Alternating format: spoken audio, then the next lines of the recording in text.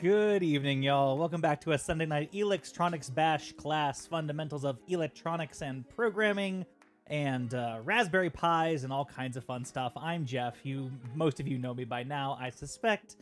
As always, we're gonna give. I've stopped the countdown timer. We're gonna give folks another 2 minutes and 41 seconds to catch up, I suppose. For anyone who's straggling behind, here we'll just start that back up again. Hide that. There's no way to minimize that. Well, that's unfortunate. It's off to a screamingly good start as always, but this week we're going to continue talking about, the Raspberry Pi, single board micro, let's just start over from the top. Hi, I'm Jeff Glass and things are going great. This week we're going to talk about Raspberry Pi Gpio, so the inputs and outputs, to output things like, statuses on LEDs or receive inputs from buttons or switches. Most of you know this already, but in case this is your first time here, you can find all of these slides and all the links from tonight's presentation on the website jeff.glass/electronicsbash. There you'll find all the code that we've written. I'm trying out a new workflow that I think will keep that more up-to-date and current, which is really exciting. And also a full copy of the slides that we'll be showing, just because I know that looking at slides on somebody else's screen is not necessarily the most ideal way to view them. So if you're, as we get through these slides, if you're like, hey, I'd like to go back and reference that and see what he was talking about, that can be an easy way to do it. I'm just gonna do a little quick maintenance here, just while I have a moment. I'll pop that back out, and we'll get started in just a second here. Here, let me see. Let me close that up. You're seeing a little bit of behind the scenes what goes on here. As most of you know, I was not here last week. Took a week off, so thank you for those of you who popped in hoping somebody would be here, but it was not here. Over here it was not me. It was really good. I think probably in the future, and I'll say this again at the end, but I think probably going forward I will do every other Sunday night. That just seems like much more of a sustainable schedule now that I'm back to work full-time. I'm really grateful to be back at work full-time. That's fantastic. But trying to put together these lessons every single week on top of a 40-hour job that uses a lot of the same technical skills was a little bit exhausting. Hey, Nate, how are you? Good to see you this week. Nate, I hear, is all caught up on the Raspberry Pi stuff. So, Nate, you're going to be starting with a revved engine as we get into it this week. Speaking of getting into it, I see our timer has expired, so the only thing left for me to say is that this week I am drinking an El Dorado Hero. You can't see that. Let's see if we can see it here. And oh, I don't want to tip that beer over. You just have to believe me. It's an El Dorado Hero. There it is. From Revolution Brewing Company here in Chicago. It is an India Pale Ale. It's juicy and pineapple-y and really good. Oh, Nate, Palmer's here. Hi, Palmer. Yeah, it's true. I think these classes will be, honestly, one class every 2 weeks at this point will be better than a class every week, just because I'll have the brain space to actually do it right. But speaking of doing it right, let's get into it and talk about some stuff. So, last week we talked a lot about Python structures, like fundamentals of Python. We talked about lists. We talked about loops. Sidebar, I'm going to keep saying last week. Of course, it was last time, but I think you'll have to forgive me. But one of the things I wanted to get back into this week is, we talked in the very first week, why would you use a Raspberry Pi as opposed to any other tool like an Arduino or some other computer? And if we're just writing Python code to make lists and use it as a calculator, you could do that on any computer. One of the cool things about the Raspberry Pi is it's really easy to interface with it in a low-level way, to turn LEDs on and off, to drive servo motors or stepper motors, or respond to switches and button presses in a way that it's not necessarily easy to do those things with, your regular desktop PC or Mac. If I said, hey, here's a component LED, got a bag of LEDs here. Can you hook one of these up to your Macintosh and make it turn on? And sure, there is hardware to do that out there. There's relay boards and dimmer boards and things that hook up via USB. But on the Raspberry Pi, we have a way of doing that much more directly. And so that's going to be the focus of this week, is making use of the general purpose I/O pins on the Raspberry Pi to do some basic responsiveness, to have programs on our microcomputer respond to button presses and to show us their status on LEDs. Sound good? So we're going to do only a few slides this week. We're mostly, again, going to be in the code and on the bench, because I think that's the most educational stuff. But just as a little quick primer as we get into it. Topics for today: basic inputs and outputs, controlling LEDs, receiving inputs from buttons. We're going to talk a little bit about Python modules and packages, which are ways to include other people's code in your project.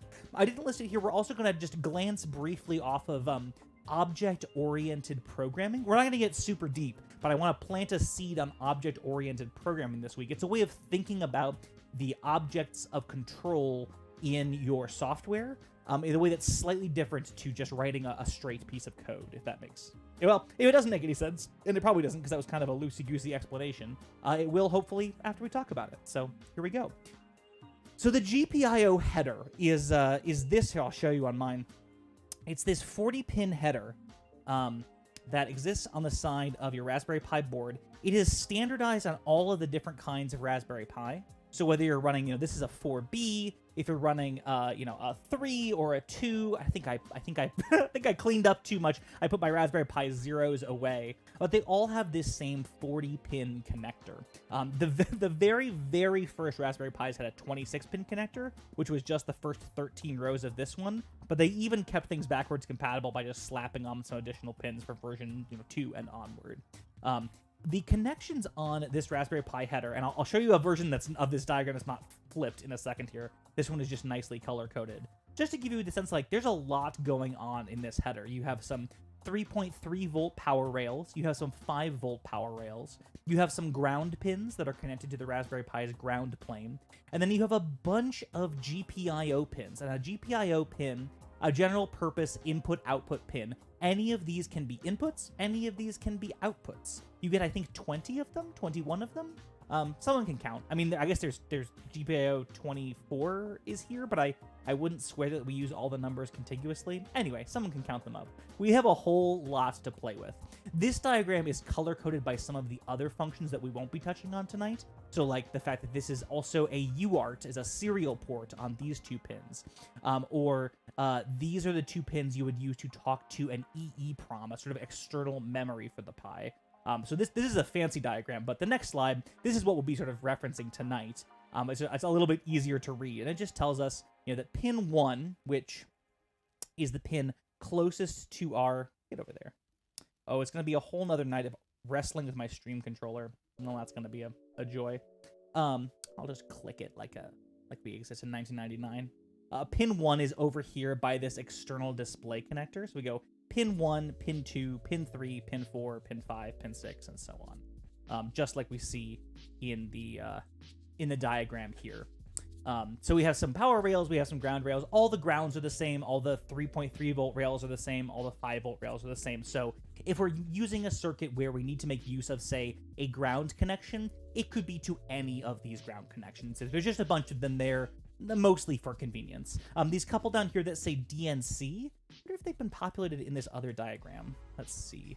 27, 28. Yeah, So in some versions of this, you'll see that pins 27 and 28 were for a long time listed as do not connect, or DNC. They were sort of being reserved for future versions, and they only recently have sort of set them aside as this EEPROM connection point. So if you see a slight discrepancies between pin connections, always see if you're using the most recent one. Because as you go back in time, some of them will be this non-connected version of the header. But this will be fine for our purposes. So let's take a real quick look at the circuit we're going to be making use of tonight.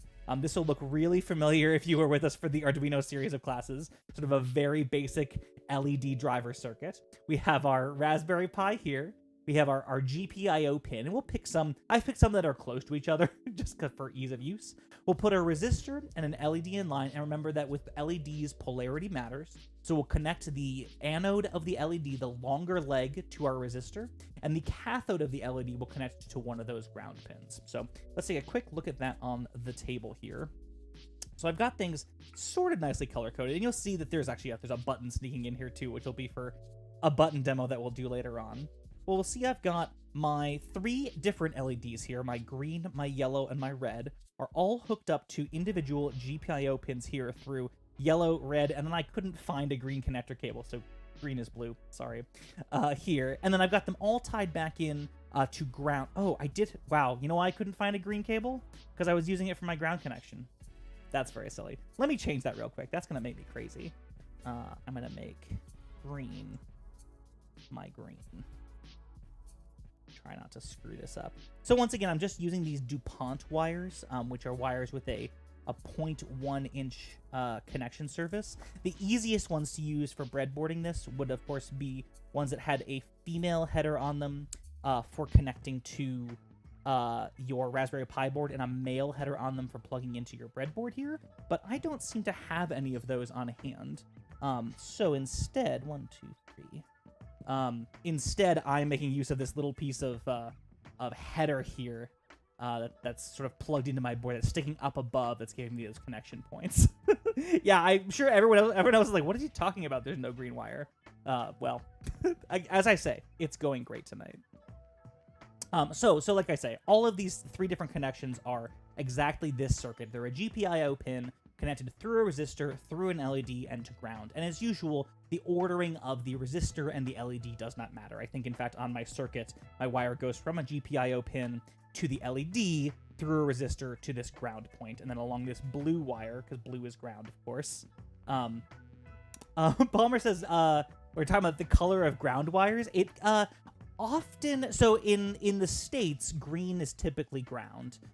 In Europe, green with a yellow stripe is typically ground. Palmer, what you might be thinking of is that, depending on your circuit, like if you have a DC circuit, you may not have a ground wire. You might be thinking of the neutral wire. In a situation where you have hot or neutral, you might have, black or red as hot and white or black as your neutral, but a true grounding wire should always be green. He said, saying out loud, that in an isolated ground circuit like you might have in the sound world, I think the grounding wire is still green. I think it has to be by code, but let me know if I'm wrong about that. So this is our circuit that we've where are we? We're over here. Hi. This is our circuit that we've built up with 3 LEDs. Let's see how we turn it on using some Python code. So let's hop over to our Raspberry Pi desktop here. Actually, let me see.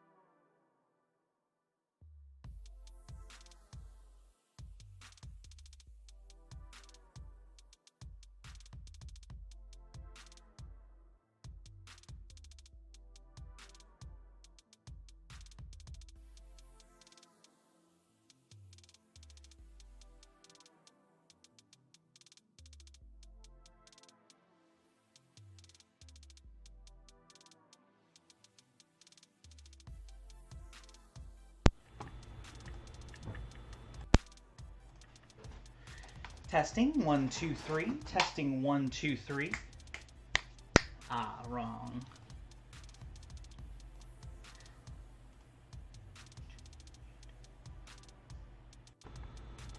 Hello, testing.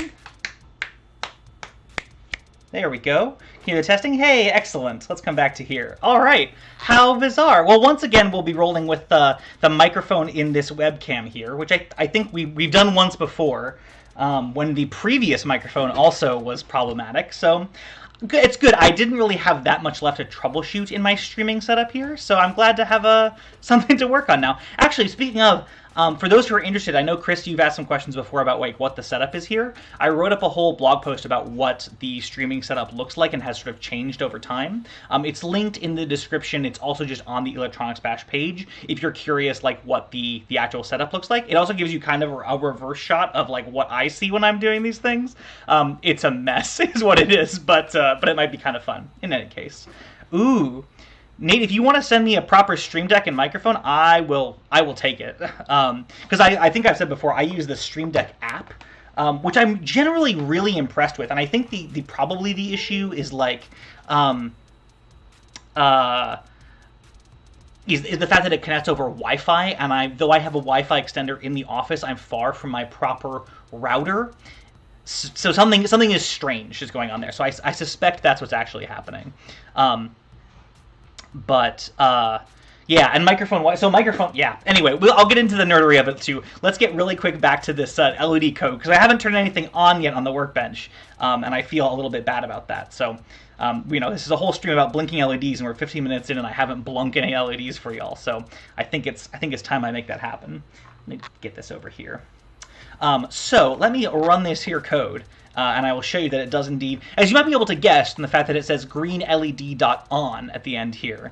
I will, as I run this code, and again, I can do that by pressing the run current script button at the top here, the green play symbol, or I can hit the F5 key on my keyboard. So when I run this code, we'll see, we'll see the red LED turned on.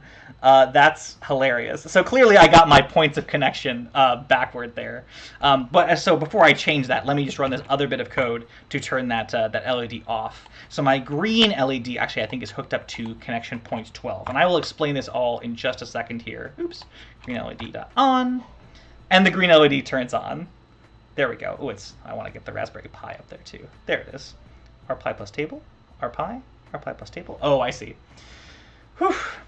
There's like 17,000 computers in front of me here now. There we go. So running that bit of code did indeed turn the green LED on. Huzzah, huzzah. And that's it for tonight. Thank you so much for coming. You can find me on Twitter. No, I'm just kidding.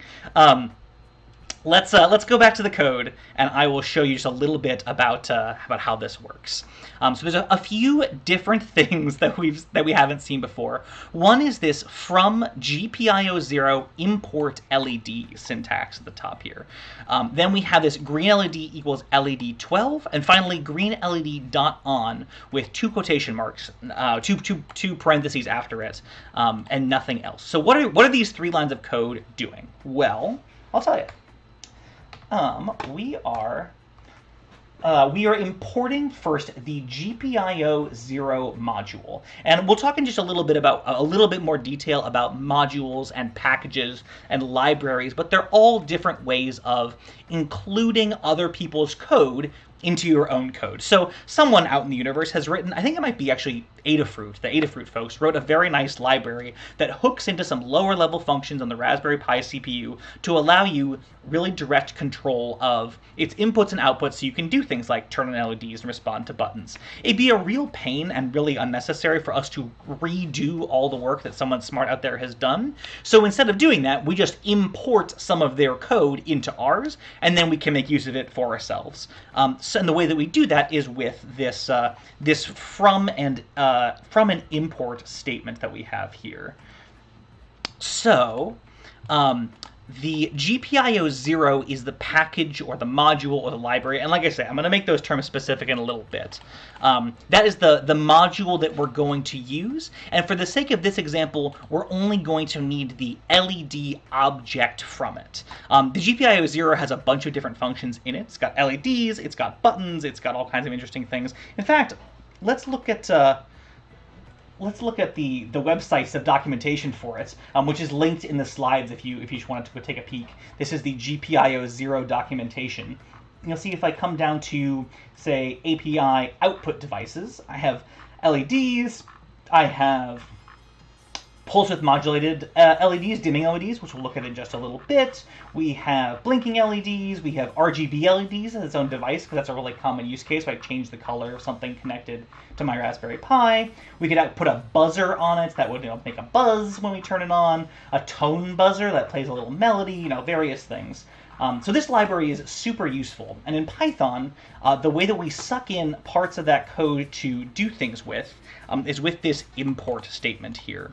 Now, there's a few different ways that we can use this import statement, and we'll get into more detail on that in just a little bit.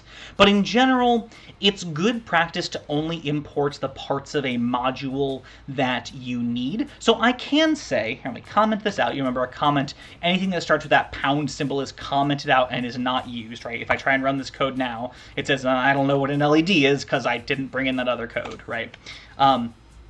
If I just say from gpiozero import asterisk, and the asterisk in this case, kind of like in a search engine, is a wildcard, says match everything. This will suck in everything in that gpiozero library. LED, button, switch, buzzer, anything it knows about is in this code. And this will work. Like, this code will still run. I mean, I guess you can't see it changing now because the green LED is on. I guess if I run it with it turning it off, you'll see it turns off.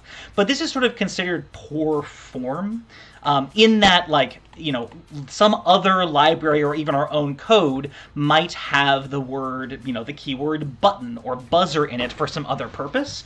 And by doing this import, we might create a conflict of names for ourselves. Because we really, unless we read through their entire code to see what they're doing, we don't really know the scope of all the things that we're pulling in. So it's good practice to just say, hey, I need the LED object from this module. I'm only going to import that. So from gpiozero, import LED. That's how we get access to this LED object that'll do neat things for us. Yeah?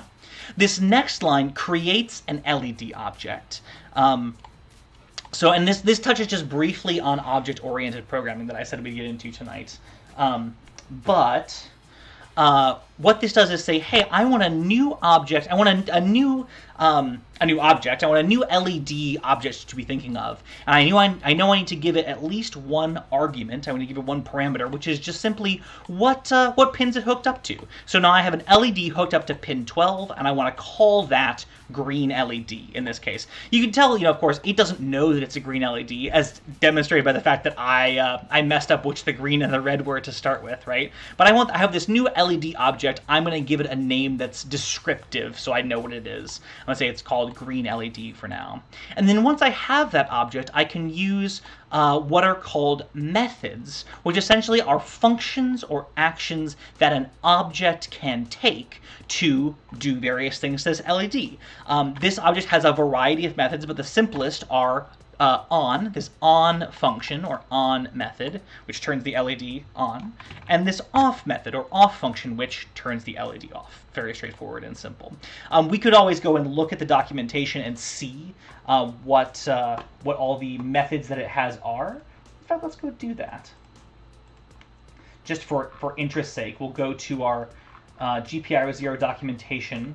We'll go to our output devices, and we'll go to our LED. So we can see the LED has various functions, has a blink function, that's interesting. Off turns the device off, on turns the device on. Oh, toggle. Toggle would actually be really useful so I don't have to keep changing whether it's on or off in my code when I run it for y'all. Is lit will tell us if it's on or off, and so on. So we can look up all the functions, all these methods, all the functions that this object can run for us, and use them to do some things with this object. So let me come back here. Oops, that's not the view I want. I want this view. So if I replace this off function with the toggle function, now every time I run this code, it should toggle. Interesting. What am I missing? It's interesting. It's not toggling. Can I turn it off? I can turn it off. I can turn it on, but I can't toggle it.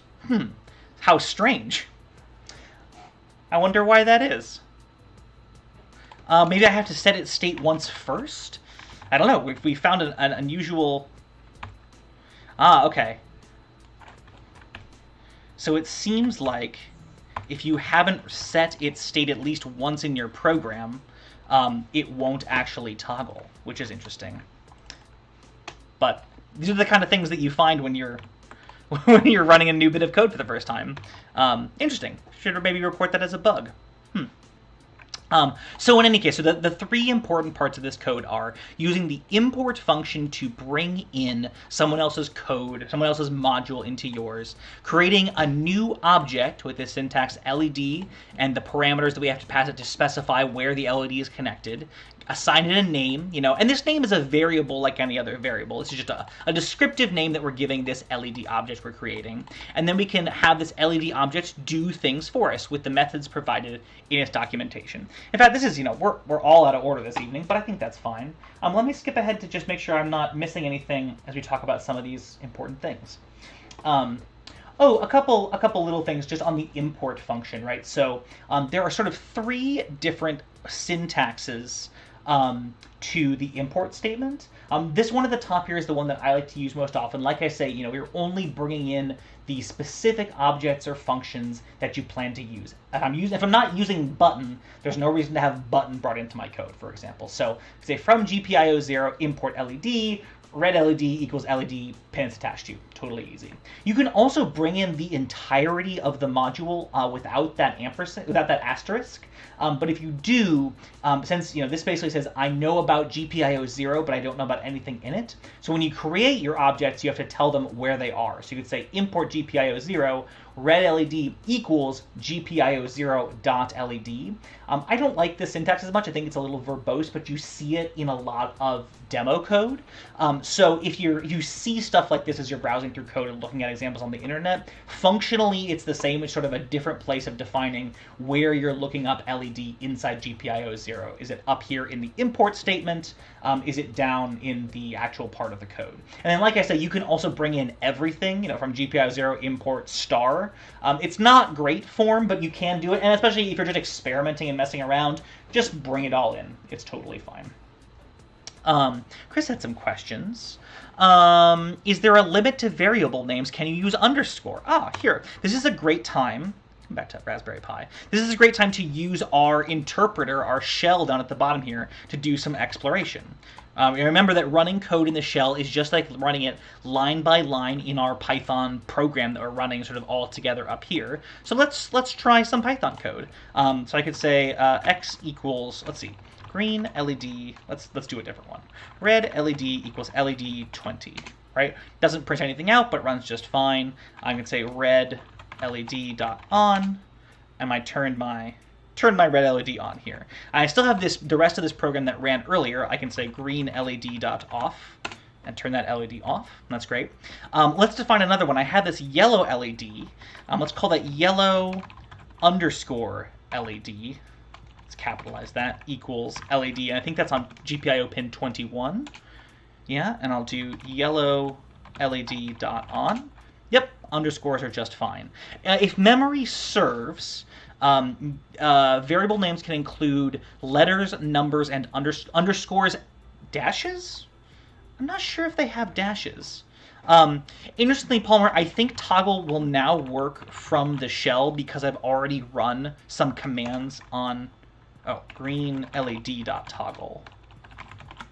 Since I've already run like the on or off code at least once before it toggles. But I'm not entirely sure. Do I preserve? Yeah, so if I do red LED equals LED on pin 20, red LED dot red LED dot toggle. Oh, that does work. Ooh, clearly there's something I'm not understanding about how this toggle function works. Green LED dot toggle? Huh. Strange. To get back to your question, Chris, LED underscores do work. You can, I think, also start a variable with an underscore. So I can say underscore x equals 10. Accepts that just fine. I don't think you can start a variable with a number. 3fx equals 10. Yeah, So you have to start your variable with either a letter or an underscore. Underscored variables that start with an underscore. Not that they have a specific functionality, but there's a specific convention where you would use a variable that starts with an underscore. We'll talk about those in a later class when we talk about scope. Let's see, can two variable names have the same PIN number? Let's find out.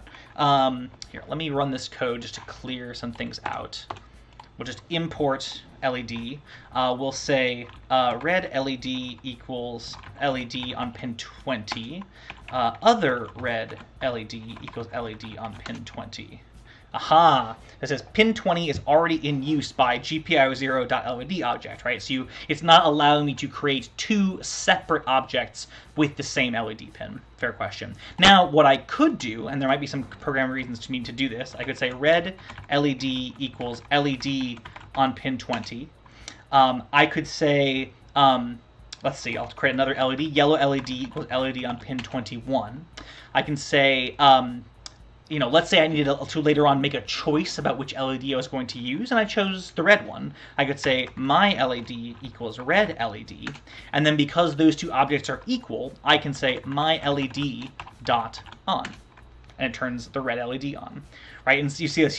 Does this make sense how this is working? So I set the value of this new variable called my LED. My LED is the red LED, so this is the same as calling red LED dot on. If later on I say my LED equals yellow LED and do my LED dot on, I turn my yellow LED on. Does that sort of make sense? So this variable, my LED, is pointing to this red LED or this yellow LED or whatever I've pointed it at. So that would be a situation where you might, have two different variable names pointing at essentially the same object. But as we saw in this error code here, we can't actually have two objects instantiated that sort of use the same pin. It won't let us because they might conflict with each other. Cool. I'm just going to glance over at my slides here and remember. We're jumping around a little bit where the slide order was, but oh, stream controller, come on. Come over here. There we are. Hello. You don't have to look at like this sort of semi-shaven part of my face anymore. That's pretty great. Palmer asked a question. Palmer, I'm going to put no, let's do it now. I'm going to reset the stream controller and we'll come back over here. There we go. Palmer's question was, can a variable point to all three LEDs? So here, let's do this in the coding here so we can see it all together. So let's say I have red LED equals LED 20, yellow LED equals LED 21, and green LED, let's type them correctly, equals LED on pin 12. And actually, this is a good chance to come back to a little side point that I don't think I made clear earlier. Which if I bring you back over to the slides, you can see that the pin numbers and the GPIO pin numbers are not necessarily the same. So you see the pin numbers here on the actual board, and these are numbered. There's a convention for how you number header pins. You start in one corner, you go 1, 2, 3, 4, you jump across rows and then go down columns, right? So pin 1 here is not the same as GPIO 1. Right, pin 2 is not the same as GPIO 2. So in my case, I have my little wires hooked up sort of down here over to GPIO 21, 20, and 12. Those are physical pins 40, 38, and 32, but they're internally thought of as GPIO 21, 20, and 12. This might ring a bell from some of the Arduino classes where, the pins on the physical chip, the physical AT mega chip, or not the same as the digital 1, digital 2 pins that we refer to them as. So when you're referring to pin numbers, most of the time in Raspberry Pi, the convention is to refer to them by these GPIO pin numbers, but just double check, because if you're doing something that involves an add-on circuit board, when you're talking about routing out a circuit board or adding extra circuits, they might be actually thinking of these in their physical placement, their actual pin numbers. So just be a little bit cautious about how you're looking at these things. In any case, to come back to the code, Palmer, I'm not 100% sure. So let me show you. So my LED equals red LED, red LED dot toggle. Let's see if this works this time. It's interesting. Yeah, it's not toggling. I don't know what's going on there. But here, I'll do red LED dot off. Right, as I run it, that LED turns off. As I run a LED on, it turns on, right? If I said red LED, or my LED, I suppose, my LED dot off, my LED equals yellow LED, myLED.on. So what will happen here is this bit of code will turn the red LED off, then we'll assign this variable myLED to point at the yellow LED, and then we'll turn it on. So by doing this new assignment, we have basically sort of stomped over the value that this myLED was holding, and now it's only pointing to the yellow LED. There are ways of controlling multiple LEDs with a single object that I'll get to in just a little bit, but a single LED object is only going to store the state of a single LED, if that makes sense. Toggle gets mapped to something like a button while the code is running. Could certainly be, yeah, and we'll do some button exploration in just a second here. In fact, maybe now's a good time to jump into that. Let's see. Let's do some dimming, just like working our way through the basic functions of these LEDs. And let me run this code so that the LEDs turn off. Oops, delete that. Run that. LED turns off. Okay, so now we're back in a basic state. Let's jump over to another demo here. If you're following along online, this will be the Gpio dimming demo. And this is going to look similar and just a little bit more advanced. We're actually going to bring in 2 libraries this time to play with. So this time we're importing from the gpiozero library. We're going to import this PWM LED object, right? So in order to have our LEDs be pulse width modulation dimmable, we have to make this a special kind of object that tells the Raspberry Pi in advance, hey, you're going to need to apply pulse width modulation to this LED, set yourself up for that. You can do pulse width modulation on any of the GPIO pins on the Raspberry Pi, which is pretty cool, so you have like a bunch of dimmable outputs. So that's very useful. Another module we're going to make use of in this example is the time module, which has a bunch of really nice and interesting functions for keeping track of the time that things happen. But one of the most basic is this sleep function. And sleep, which is the equivalent of Arduino's delay function, just puts the process to sleep for a number of seconds that we give it. So just peeking down ahead here, this sleep 0.5 function is going to sleep for 0.05 seconds. In fact, here, maybe if we go back one example, I'll show you slightly different. This is, before we get to the dimming, this is a slightly simpler example just to show you what sleep does. This is the hello world example. All I'm going to do is define some LED objects, red LED, yellow LED, green LED, and then I'm just going to turn them on, sleep for 1 second, turn them off, sleep for 1 second. On, sleep, off, sleep, and so on. Ooh, and then actually I've made use of one more function now, the blink function. So a green LED.blink, wait for 5 seconds, and then turn everything off, right? So let me run that, and we'll see red LED, yellow LED for a second, green blinks on its own for 5 seconds, and then the program ends. There it goes. And it actually told me the program ended at a specific time because I also imported this datetime module from the datetime object from the datetime module to get it to print the current time that the program ended. Honestly, that was the thing I did during debugging because I was running this code over and over again, and I had a hard time keeping track of which output was which version of the code, so I had it print me out when I was finishing running the code just so I could tell.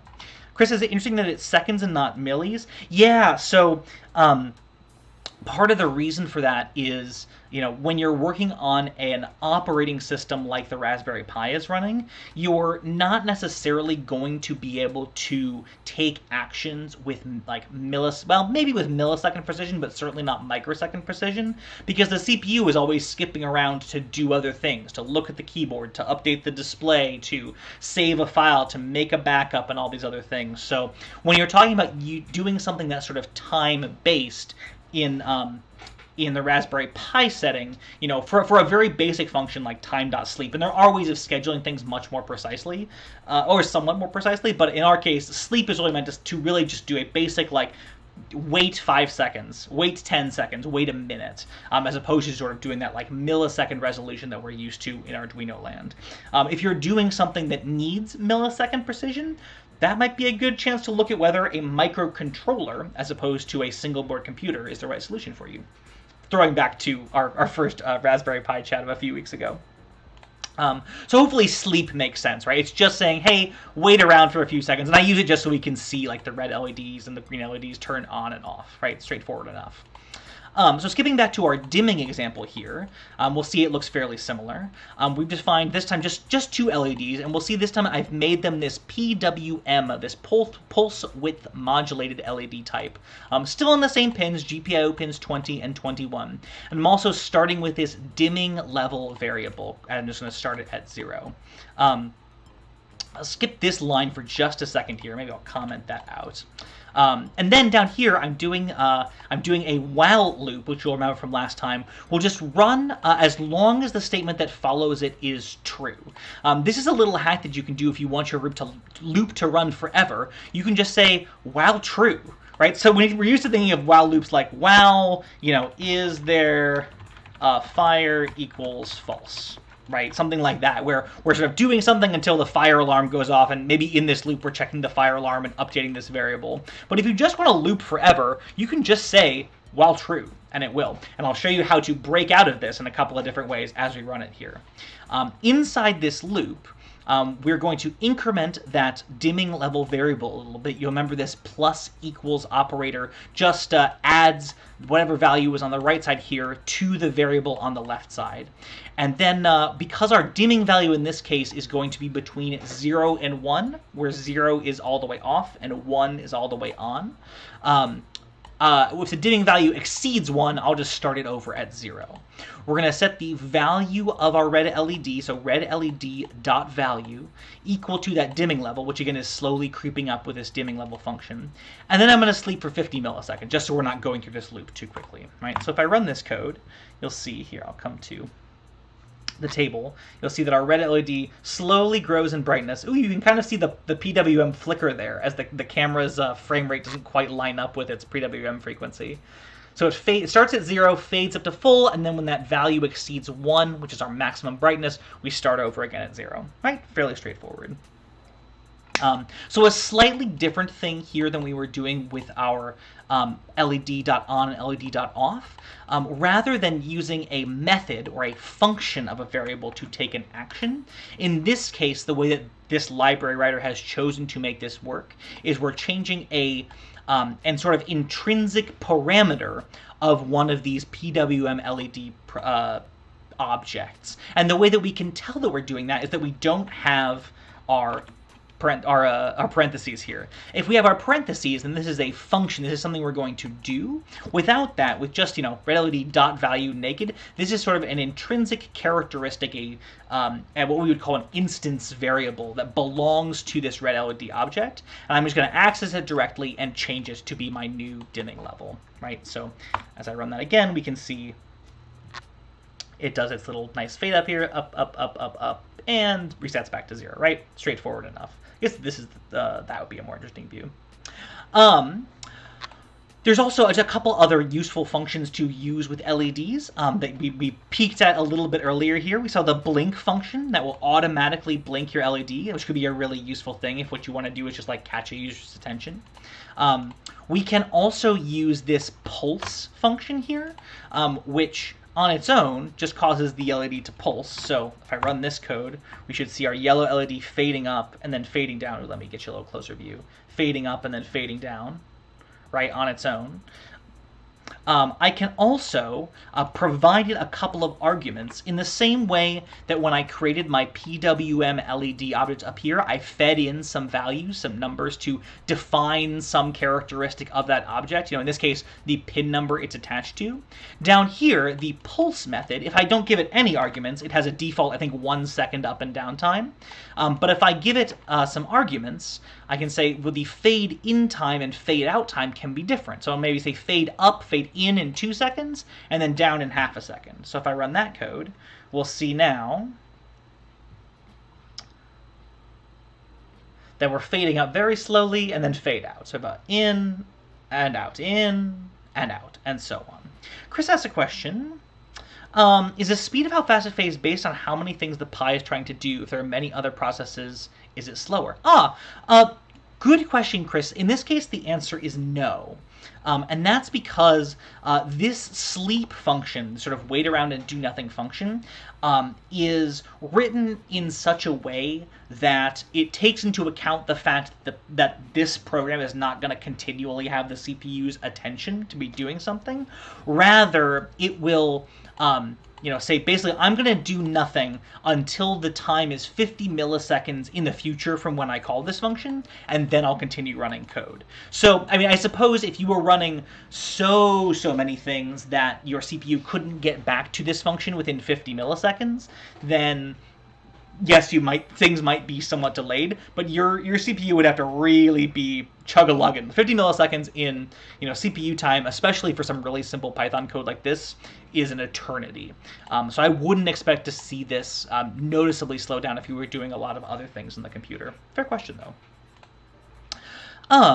One little thing I want to point out here, and again, I know I'm kind of glossing over a little bit of some of the finer definitions of these terms, function, object, and method. But hopefully sort of seeing some of these examples, you start to get the sense of how we're working with these LED or PWM LED or button objects. We're creating their objects, and then we're asking them to do things with this notation, object dot function or dot method, which can sometimes be used, like on or off, just with no arguments, or sometimes we can provide them arguments. Arguments just being the values that we feed into these functions to have them do other things.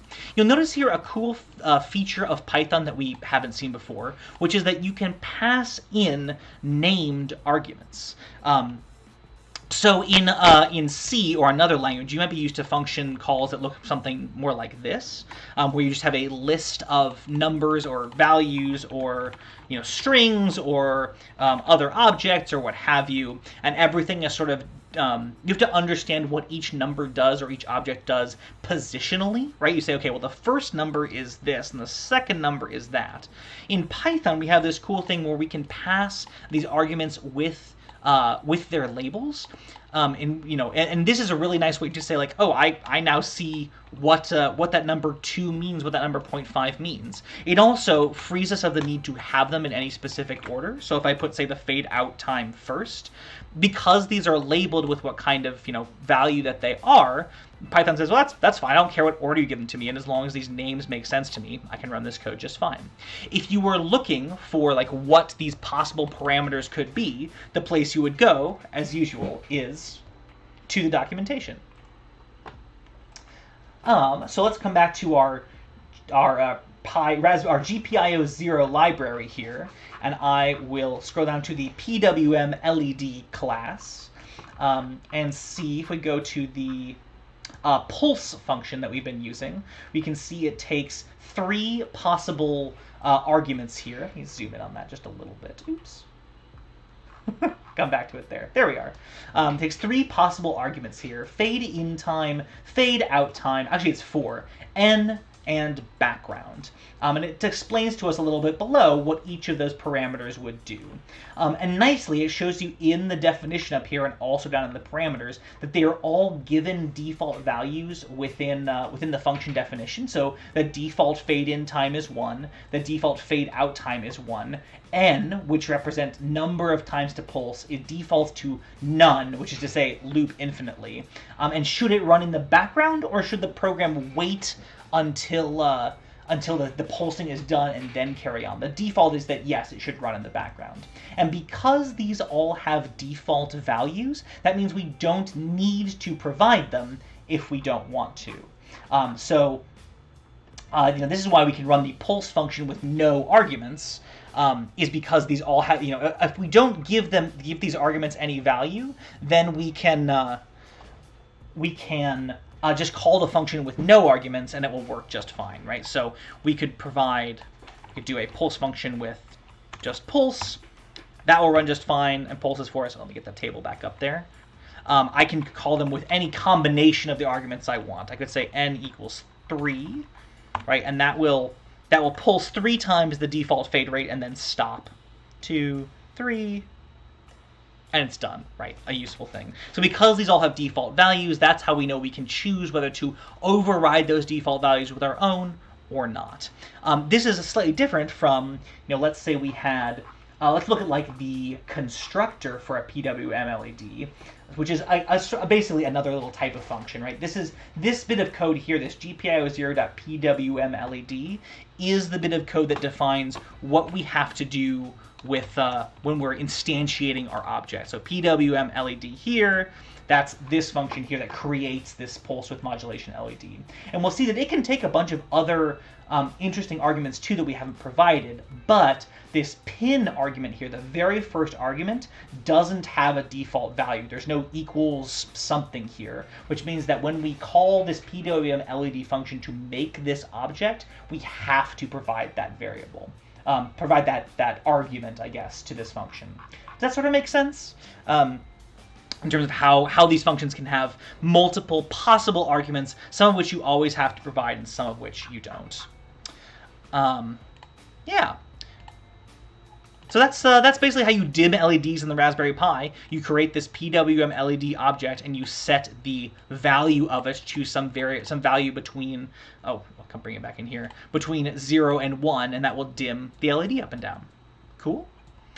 Let me take a quick beer sip, and then I want to talk about buttons and input. I should also say, so I want to introduce like how you do LEDs, dimming LEDs, buttons. I have a bunch of 3 or 4 different like applications. Like, you know, blinking an LED is all well and good, but I want to build up some of this like base level how you do these things, and then I want to give you just a few like snippets of why having a button on your computer is a cool thing, or why having an indicator LED on your computer is a cool thing. Cool. I guess one of the advantages of being on, you know, a microphone that's not immediately next to my mouth is I don't necessarily have to mute myself to drink beer. So maybe I'll actually finish it this time.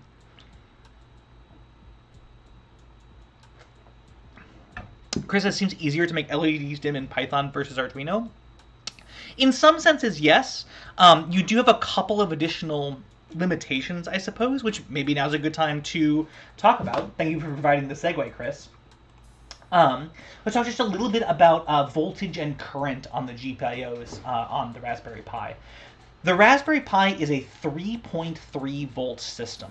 So rather than working in the 0 to 5 volts range they're used to with an Arduino, on a Raspberry Pi you're working in the 0 to 3.3 volts range. So much like in a 5-volt system, you have some flexibility on your inputs and your outputs as to what counts as a high or an on output and what counts as a low or an off output, right? So typically we're thinking of high as on.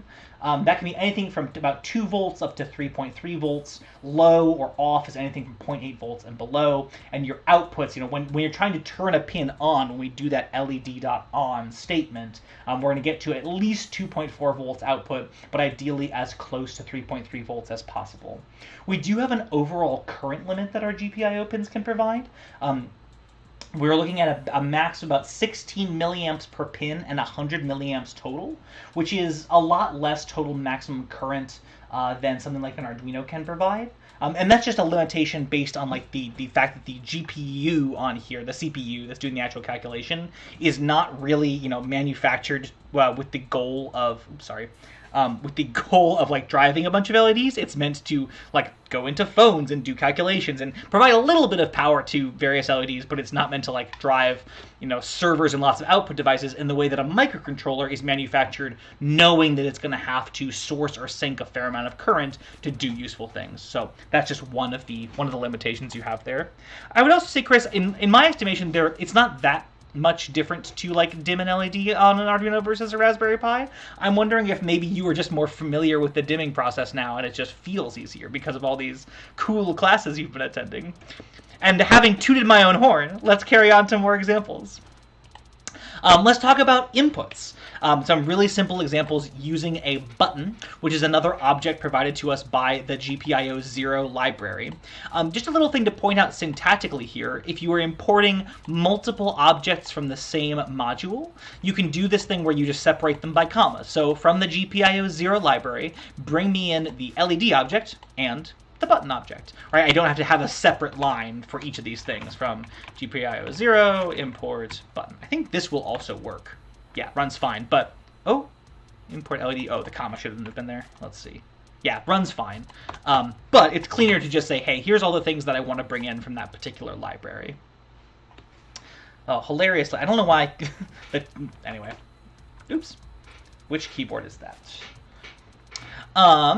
So with my LED objects and my button objects brought in here now, let me show you what we can do with them. I'll create a couple of LED objects here, that same red LED and yellow LED on GPIO pins 20 and 21. And now I'll do a similar thing to create a button object. And again, the button object takes an argument telling us which GPIO pin it's attached to. In this case, it's pin 16. And again, that's GPIO pin 16, which is one of these down here, not logical pin 16 up here. I'm going to give that a name. I'm going to call it my button. Again, these are just names that I'm making up. So this could be called Fish Face. This could be called Hello Electronics Bash, right? But I'm going to give it a descriptive name like my button. And then again, I'm going to loop forever, right? So I'm going to say while true. If my button dot is pressed, and again, we're using this intrinsic value of the my button function. Basically, we're reading the internal state of this my button object, and this my button object is going to update that internal state based on whether the button is pressed or is not. If the button is pressed, I'll turn on the yellow LED and turn the red one off. Otherwise, which is to say if this button is not pressed, the red LED will be on and the yellow LED will be off. So let's run that code. Now, if we come back to the table, I have my button hooked up here between my GPIO pin and ground. And when I press that button, you'll see when the button is pressed, the yellow LED is on. And when it is not pressed, the red LED is on.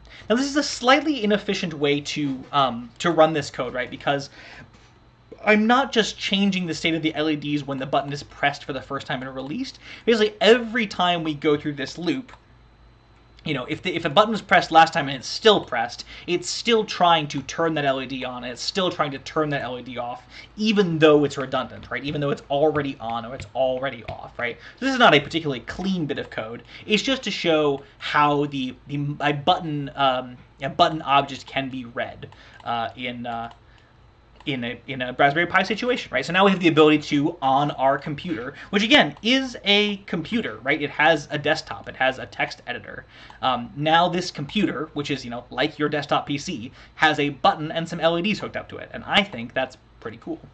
And we'll do some interesting things with it in just a second here. As always, if button pressed toggle, okay, so I can do that, Chris. Let's do toggle and toggle, and let's set some state up here, right? We'll say red LED dot off, let's see, dot on, yellow LED dot off, right? Just to give us a starting place. And then let me comment this out for now, right? So it's just if button is pressed, toggle and toggle, right? Let's run that code. Now let's see what happens. So as I press this, I sort of get both of them on, and then as I release, I get them in a sort of an arbitrary state. I think it's probably a little bit hard to tell on camera, maybe a little easier with the red LED, but when the red LED is on, when I press the button down, it gets just a little bit dimmer. So what's happening there is that this is pressed functionality is not really reading whether the button was pressed in the sense that we humans think of it. It's whether the button is depressed right now.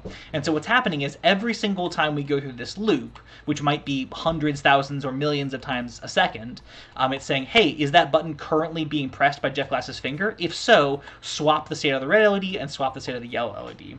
So those two end up just sort of cycling back and forth many thousands or millions of times a second.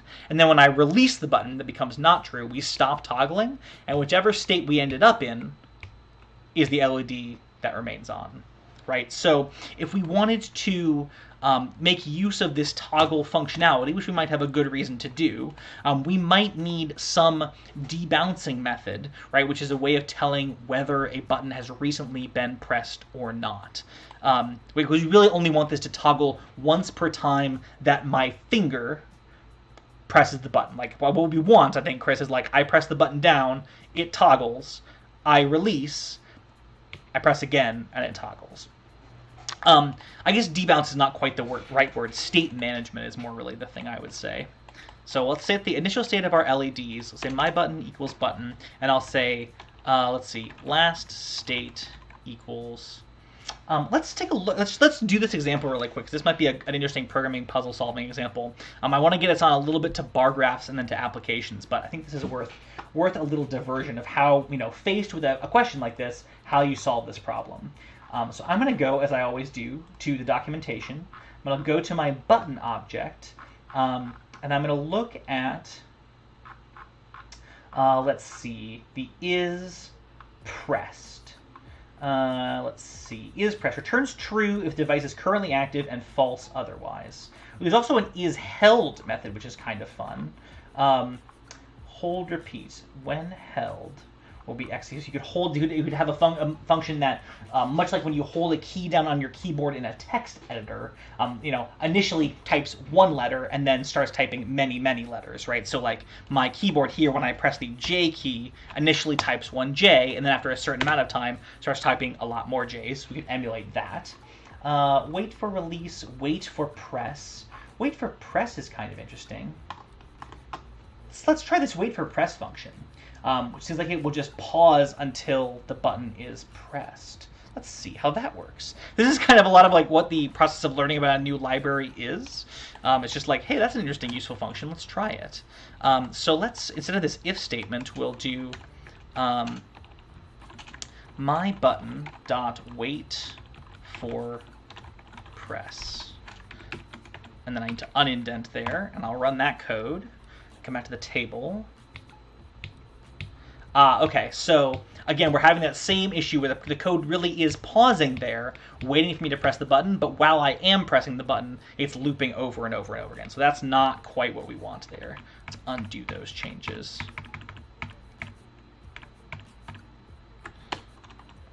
Toggle and toggle. Okay. What I think we're going to do, though, Chris, there is software debouncing. So you set this bounce time parameter when you're instantiating the button. So if we were to do my button 16 bounce time equals 50 milliseconds, now we have a debounced button.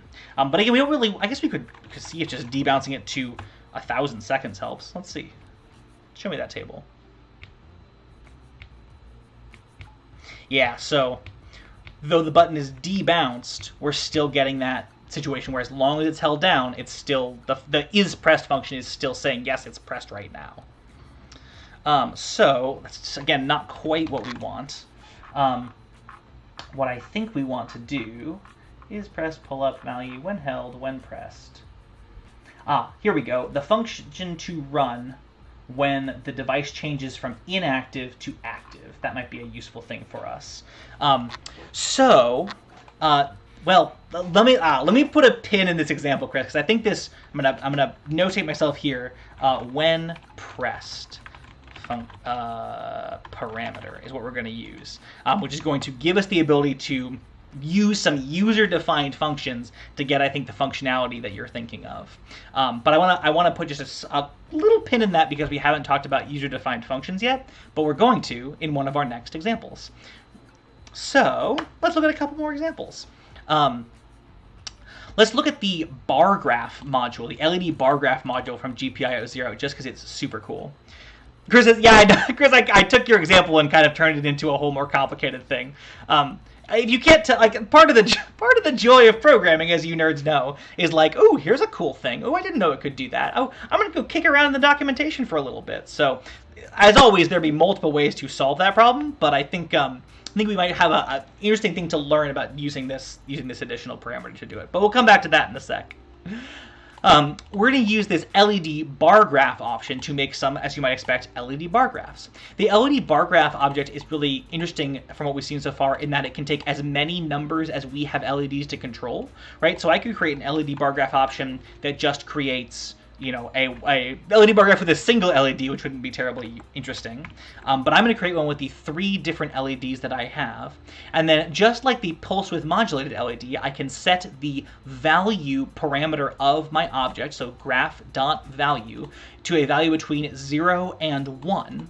And when I do, the sort of level of illumination of my LEDs will track with my input value here. In fact, let me reverse these. So I want to do green, yellow, and red. So as I run this, let's come into the table here. You can see the various values in this change, although currently they're only changing in discrete steps, right? Either these things are on or they're off, which is fine, but not necessarily terribly useful. This might be a useful option for you if you have like a set of relays that are hooked up to these that are driving a bunch of, external fans or something that you want to display some state on. But a kind of more interesting thing for our purposes with this little example is going to be the dimming example of the same. This is the bar graph dimming example if you're playing along on the website. It's exactly the same, right? So we have our LED bar graph. Oh, you can't see my code because the thing has shut down again. Get over here. There's the code. So we have this LED bar graph object, right, which takes our pins of all of our LEDs in the order that we want them to be in our bar graph.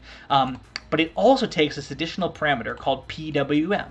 And if we set PWM equals true, now we have a bar graph that will dim itself as we change the value over time. So let me just run this piece of code, and I will show you what that does.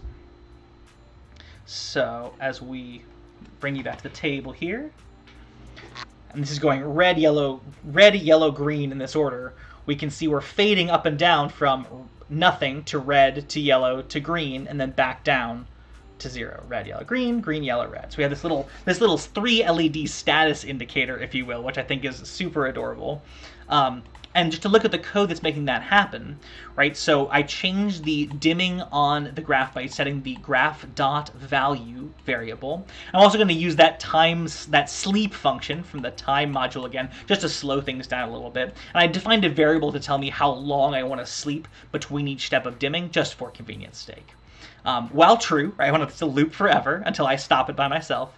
I'm going to use this for loop that we learned about last time to step through a number of a range of numbers from 0 to 100 by step of 1. So 0, 1, 2, 3, and so on. And for each of those steps, I'm going to set the value equal to my loop variable divided by 100. Because again, this value that represents the fullness of our bar graph wants to be a value between 0 and 1, right? So one easy way to get that is to increment up to a number, say 0 to 100, and we divide those values by 100 when we set the value. So this is going to be 0.01, 0.02, 0.03, and so on. And then sleep a little bit just to slow things down. So I'm going to loop from 0 to 100 doing that, and then I'm going to loop from 100 to 0 with a step of -1. So 100, 99, 98, and so on. And just again, I'm dividing that value by 100 before I assign it to the value here. So this will be 1, 0.99, 0.98, 0.97, and so on, right? And then sleeping a little bit. And then I just loop through those things over and over and over again. And the behavior that gives us, if I could get you back to the table, which I can, is that when the value is 0, all the LEDs are off. When the value gets up to like 0.33, this red LED will have faded up to fully on.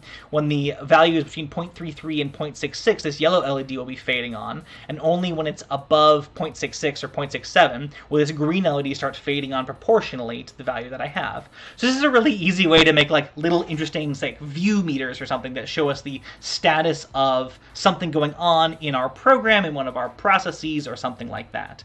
Just to give you like to jump a little bit ahead to one of our applications of some of these things, and really just to like show why having LEDs attached to your computer is cool.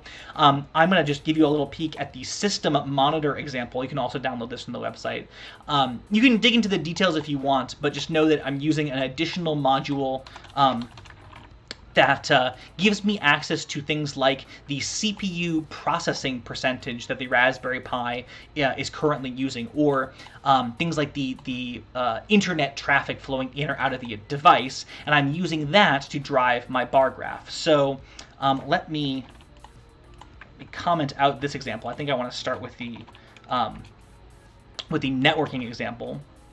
Just uncomment that and run it, and now you can see it's keeping count of, oh, you can't see my code. It's going to make it harder to see.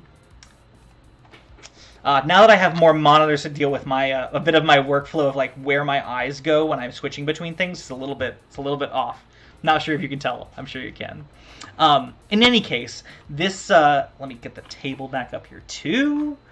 So many things to see. There's the table, right? There's the table. So with this code running, this LED bar graph is now showing me the state of the network communications on my Raspberry Pi. So you'll see when I do something like try and open a web browser that I get a little bit more web activity there. And hey, let's try and open YouTube, and we can see the web activity peaks. And then dies off a little bit as we're waiting for a response, and then it peaks again. And it dies down. YouTube is loading. It's figuring out where to pull things from the cache from.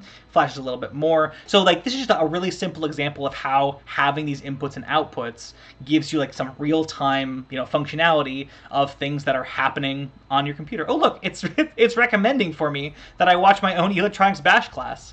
I guess that's good. I'm glad that it thinks that's worth watching. Let's close that up. Oops. It's also crashed a little bit here. Oops. Save on close. Yes. Ooh, close. Ooh, I crashed Thani. Wow. Exciting. Ooh, yeah, I crashed it bad. Amazing. Well, exciting. Well, it's closed all my examples, of course, but that's okay. I can load them back up again. Just to show you another example, I can make my Raspberry Pi into a device that monitors the state of the CPU, right? So if I run that, oops, where's that error? System monitor Pi line 25. Oh yeah, didn't comment out enough of the previous example, right? So if I run this, and this again, this is like not to go deep into like how these system monitoring libraries themselves work, just to show you that like having LEDs attached to a computer is cool and lets you do interesting things, like have a CPU status monitor hooked up to an LED. This could also be, a little external LED or LCD screen that gave you stats about your computer. Maybe how fast your CPU is running, its internal temperature, how long it's been on, that kind of thing. Again, all is possible with any personal computer, but having these direct inputs and outputs makes it really pretty easy, and that's pretty cool. Let's see, what other examples did I want to touch on this evening? Just to step back to a slightly simpler example of why you might want to use like some of these, why would you want to hook an LED up to a computer, is you could use it to show you the status of a program that's currently running that might be taking a while. So in this situation, I've written a little bit of code that tells me whether a number is prime or not, and returns false if it's composite, returns true if it's prime, and then a function that just steps through a number of numbers up to a number. Step through all the numbers up to a number that I give it and tells me whether each one is prime. And that might take a while. Let's say, I wanted to find the largest prime number below, say, 5,000, right? And I'd like to walk away and go get a snack and then be able to, come and glance over and see if my program is finished running. By making use of some of these built-in LED functions, right, I can define, my red LED and my green LED. And what I'll do is I'll turn my red LED on, I'll do all my math, and then I'll turn my green LED on. So I can run my program, and it's working away down here, and I can see my red LED is on. And I know that like when the green LED comes on, I know I can look back at my code and see how it's done, which is awfully convenient. Of course, you could be using these LEDs for like interactive projects, right? You could be using them for indication, weather stations, a little robot that blinks its eyes, that drives its servo motors around. Like all this interactivity is totally possible. I just wanted to think about like how you might use these in the computing context. Oh, 4,999 is prime, so there's the answer to my question. So now the LED is turned green, and I know my program's done. Piece of cake. There's another little example of like why you might want to hook up LEDs to your computer instead of just programming on it. And one more little example to show off here, I think.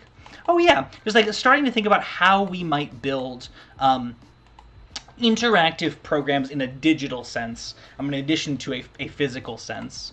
This is going to use two more modules that are really useful to know about and to start to investigate a little bit. One is this random library that gives us the ability to generate, random numbers.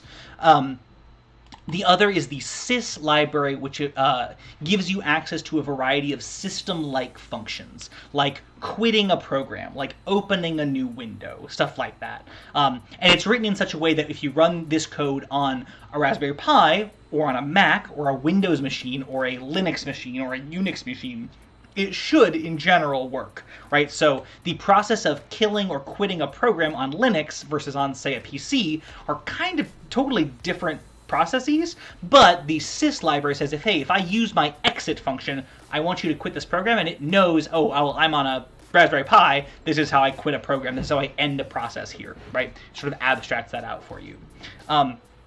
You can go dig into the code for this on the Electronics Bash website. I encourage you to, or we can do it here if you're really curious. But the pieces of it that are worth highlighting are the random function.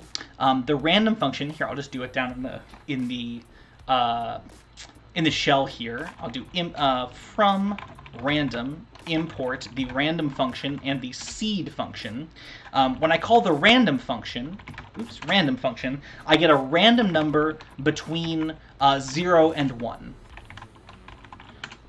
Right? And if I want it to be truly random, I need to call, I need to call the seed function first, which seeds my random number generator with some random values from its internal store, right? To make sure that my randomness is sort of as random as it can be, right? If I wanted to generate a random number between, say, 1 and 10, I could say, or between 0 and 10, I could say random times 10 is 7.05. Random times 10 is 8 point something. Random times 10 is 6 something, and so on. So the random library, really easy way to add random behavior into your systems. And sys.exit, so if you just call exit, your Python script will quit.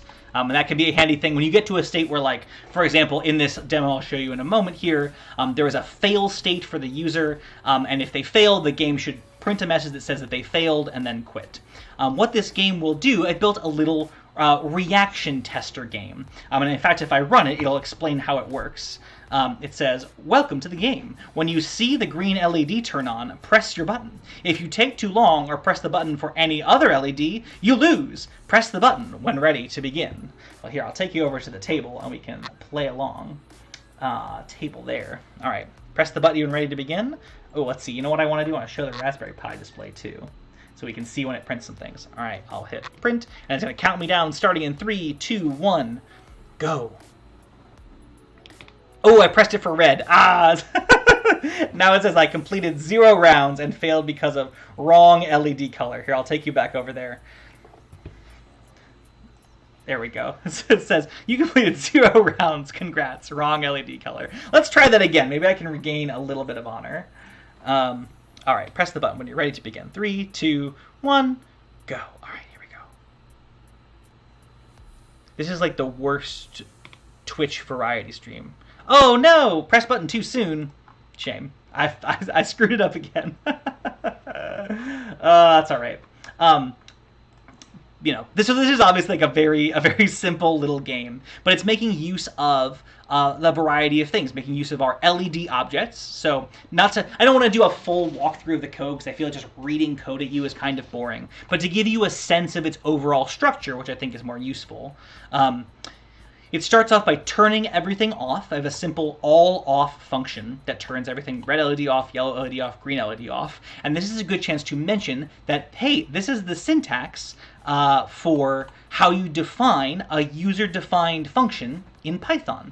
All you do is say def for define, you give it a name, you give it any parameters that you'd like the user to supply. In this case, for a function that just turns all of my LEDs off, I don't want the user to provide any parameters. Then you put a colon. Indentation, like we talked about last time, is important. That's how it knows where your function starts and stops, so all these lines inside this function are indented. And then you just follow with the lines of what you want your function to do. So in this case, I've defined a function called all-off that basically turns everything off, just for convenience, because I imagine there'll be lots of times in my program when I want to just reset to nothing, turn everything off.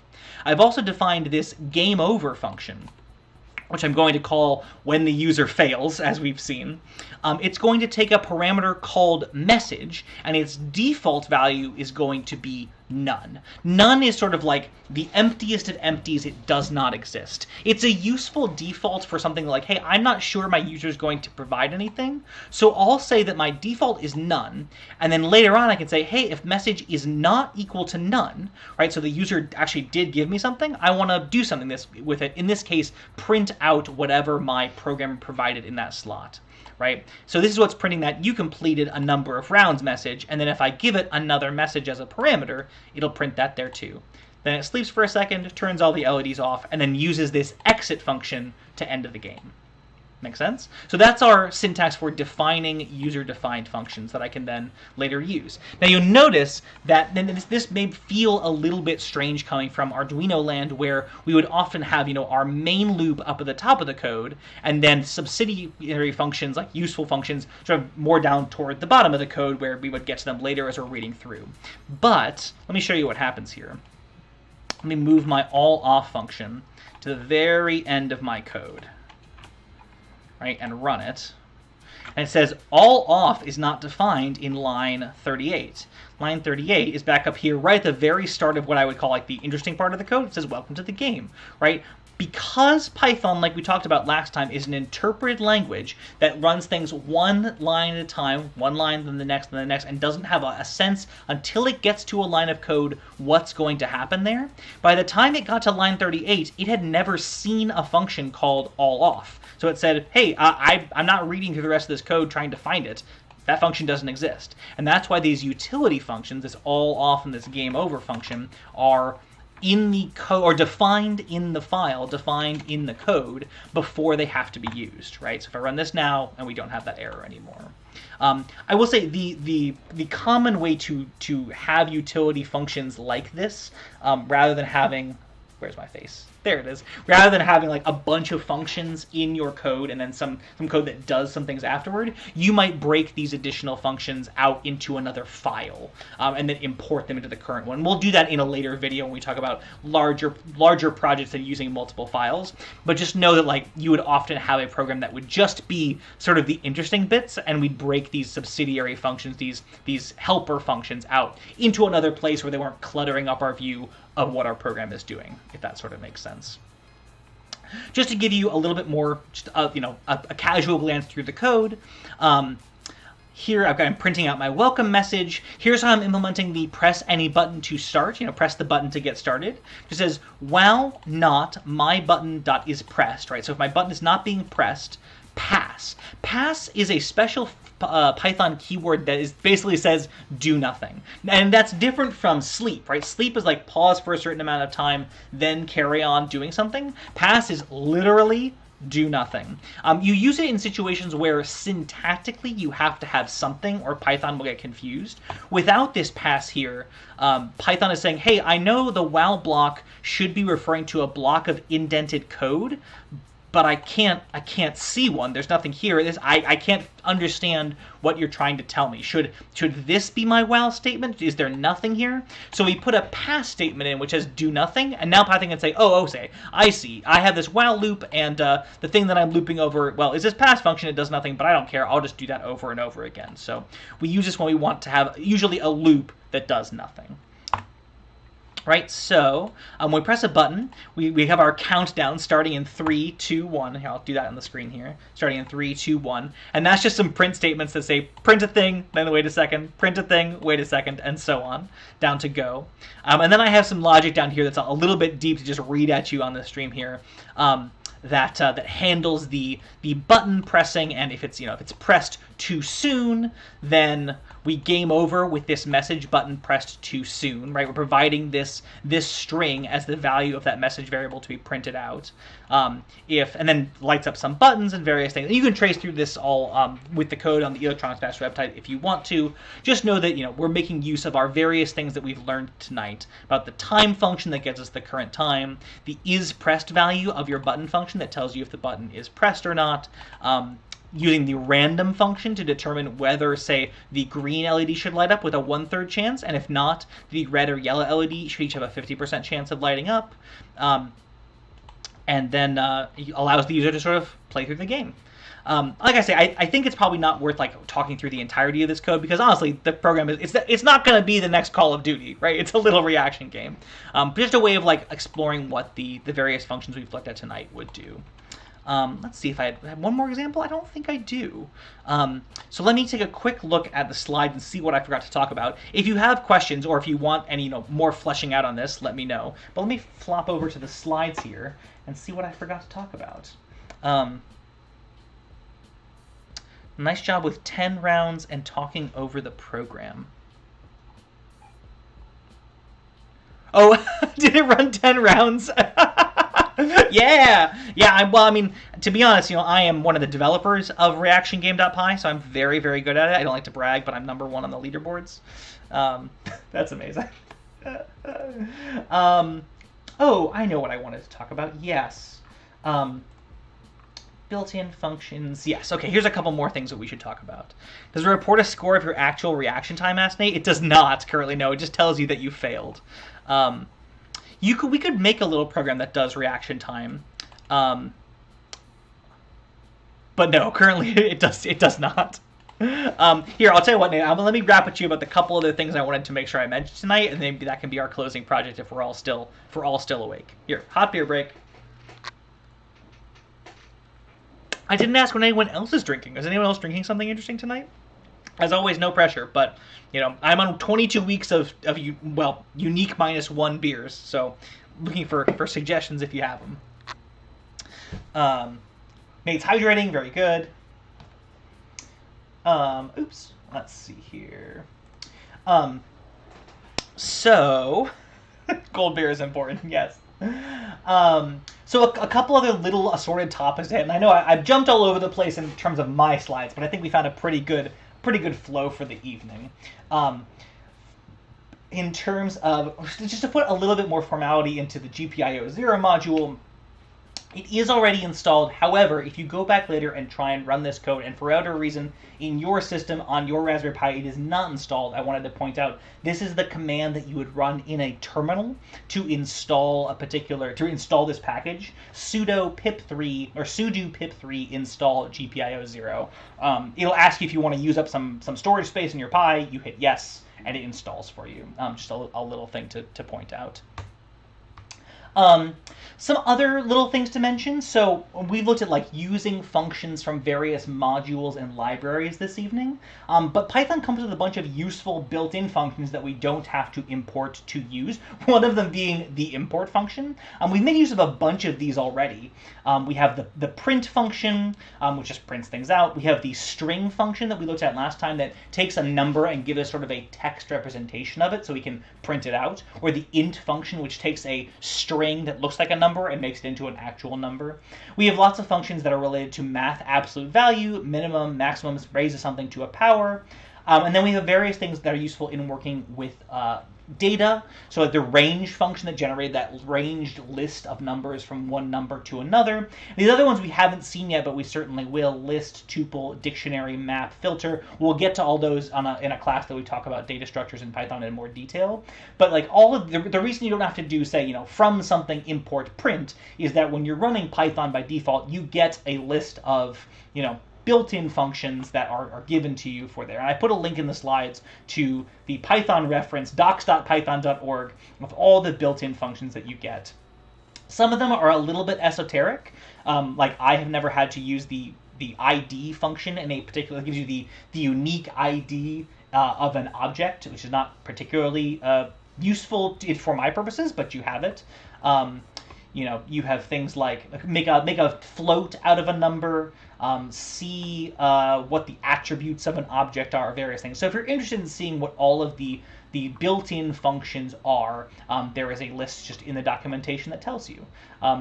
Open for opening files, directory, any, and so on. So anyway, worth a peek. But if you're curious, why don't we have to import every single function that we use? It's because some of them are included for you. Let's see, what else? Oh, yeah, I promised I would make a little bit more precise my sort of casual language around module versus packages. Hang on, I'm going to change packages to packages. That's a little better. Modules, packages, or libraries in Python. And just to be just a little bit specific about it, just so when you're looking for these things on the internet, you can find them.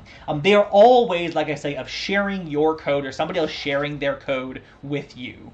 A module and a package have specific definitions within the domain of Python. The word library does not. A module is a specific, usually one script, a file that encapsulates some code, and a package is a way of grouping files, these module files, together to make up a purposeful object that we can download and do something with. So, the same way that we are writing a bit of code here that, has kind of complicated, we might break this out into multiple different files that sort of all link together into one package, and then someone else could download the reaction game package and have all the files that are included with it. The term library is a little bit more casual.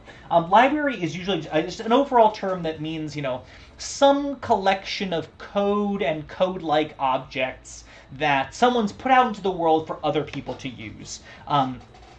Sometimes library means module, sometimes it means package, sometimes it means package plus like proprietary executables that come along with it, sometimes it means with the documentation. So when you hear someone say like, the gpiozero library, they mean, the code and the stuff that gpiozero comes with. The gpiozero package is the specific set of files that enable it to run within Python. It's kind of pedantic to sort of define it all out, but just so you know what a module package library kind of are. We talked about import. Oh, yes, so the standard library. So gpiozero comes standard installed in the Raspberry Pi because it's a really useful thing to have around. There are a bunch of other libraries that come pre-installed when you install Python. In fact, all of the libraries that we played with in this reaction game, time, random, sys, these are all pre-installed libraries that come basically with a Python installation. They are part of what's called the standard library. They're things that are just useful enough that when you say, hey, install Python, or Raspberry Pi comes with Python installed, you get these all for free. Stuff that comes in the standard library, and this is a really cool, that's built-in functions. Let's see, hang on. Python standard library, Googling things on stream, there it is. Comes with a bunch of really useful packages. So just like taking a quick stroll down library lane, if I can go in one more. No, that's a disaster. Just to give you a little bit of a sense of like what kind of functionality comes with Python, and maybe start to stir a little idea about what you might want to do with it. We get a bunch of like basic things like integers and floats, Boolean operations, and so on. We get some functions for string processing, so we can do string operations. We can do regular expressions, which are ways of parsing and slicing up bits of text. We get some binary data functions, if we want to send things in a binary form factor. We get various ways of working with time and dates, so date, time, calendar, and things. We have various advanced data types like heaps and arrays. Various extra things that help us work with numbers. If we don't want to define our own square root function, the math library has lots of functions related to common math facts. Factorial function, modulo function, greatest common denominator function, and so on. Super useful. A statistics library for doing things like median and mean and mode and things like that. Lots of libraries relating to interacting with the operating system. So the Sis Library, the OS library, which does things like, works with file paths if you wanted to open other files or save files from a Python program. Data persistence, if you want to create an object, like an LED object in your Python code, and then save that object to a file. It's not entirely intuitive how you might do that, but there's libraries that will do it for you. Like Pickle is one of them. Dill is its advanced version. You can compress and uncompress data with gzip and zlib. Work with comma-separated value files. And again, I'm just reading a list at you, but I really want you to get the sense that all this this is just the stuff that comes free with Python. I'll talk to you in a second about how to access all the other Python libraries that people in the world have made. We have cryptographic services for hashing and secret keeping. We have logging libraries. We have curses, which you can use to make old text style, ASCII text adventure games. Threading, if we want to do a multi-threaded process, sort of multiple things processing at the same time. We have networking libraries for sockets and internet interactivity. Send email, parse JSON, which is a common data format. Like all this stuff. Web browser. You can open a web browser through Python. In fact, let's do. I was playing with this earlier. This is a fun one. Here, let's start a new file. So I'm gonna do. Let's see. I'm gonna be a bad person. From web browser import everything, and then I'll say web browser.open http://jeff.glass, probably https. And if I run that code, then it's gonna make me save web demo, and I'll save that, and when I run it, web browser is not defined. Is that right? Web browser? Oh. Import web browser. And there we go. Oh no. I was just playing with this earlier. Let's see. Import web browser. There we go. You can see it opened a default web browser and brought up my website. Pretty cool. There's also more advanced libraries like Selenium that allow you to do automated interactivity with your website. They're really meant for testing. Like if you're, building out, a new website and you want to be able to test that all of the links work, you could write a bit of Python code that opens the website and one by one clicks through every link on every page and makes sure they go somewhere. And if there's an error or something doesn't go through, logs that to a file, and then you can fix all your problems, right? Super cool. What other kind of things do we have? I don't know, I could read this list at you all day, but it's really worth going to look at. Playing audio files, turtle graphics. tkinter is a really common GUI library. Palmer, I know you asked last time about making like GUI interactive programs. And then various like debugging tools or Sis Library. It just goes on and on and on. So there's all kinds of interesting, useful stuff. A lot of it has to do with like, making your operating system work, making your folders work, finding your files, like sort of basic, what we think of as like things that computers do. Work with files, work with the internet, send email, and so on like that. So these are all functions that come sort of built in the Python standard library. Still need to change the menu text for the Arduino stream. Oops. I'll have to go back and do that. Oh yeah, it says weekly live Arduino classes on the website there. Here, I can open that back up and see. Thanks, Python. I wouldn't have been able to open this on. Yeah, it's not weekly live stream Arduino classes anymore. There it is. It's weekly live these classes. I love it. Thanks, Chris. Good catch. So those are all like the libraries that come in the standard library. They're already on your Raspberry Pi right now. You could import them and play with them in your browser. What if you want to use a library that's not included in the standard library? Where do you find them? And B, how do you install them? Well, finding them is, not that dissimilar from finding anything else on the internet these days. I don't know why this won't close. Come back to the Pi. One way you might find files is just by Googling them. So let's say we wanted a Python library to interact with YouTube's API. Right? I might just Google Python library YouTube and see what comes up. Here we go. Python YouTube library, a friendly user library for getting data from YouTube's API. And you could browse through and see, whose library and whose classes, look good and might do the thing that you want to do. There's also like Google has a Python API developers page and so on. But let's say that this Python YouTube library is the one that we want to use. And I'm just making this example up, so if it fails here, I have a backup. But I want to show you the standard way for installing Python libraries, and it's using the terminal, which you remember you click on this little black sort of chalkboard icon here in your upper left, and it'll bring you up this terminal interface to interact with your computer. And the command that you're going to use to install Python libraries is the pip command, P-I-P. And what I'll do is I'll say pip install, and then the name of the library that I want to install. In this case, Python YouTube library. Python YouTube library. Hit OK. Hit enter. So what it's going to do is go out and try and find that library in its big list of libraries that it knows for. Could not found. Let's do, so if this happens, what you might do is say pip, let's see, pip update. Is that right? No. Damn. Let's see. Install packages. So here's what I will do instead. Because this is a library that I just found on the internet, and I'm not sure it 100% exists in this tool, I'm going to install a library that I know exists, and then we'll go back and look at how you do that one. So I would do pip install, say, the APRS library, which is a ham radio library that I use to do some nerdy things. And it'll say, hey, I'm looking at these various websites to try and find that library. I'm finding all the files that I need. I'm downloading them. This may take a second. It's not a terribly large library, but it could take a second. But hey, beer break.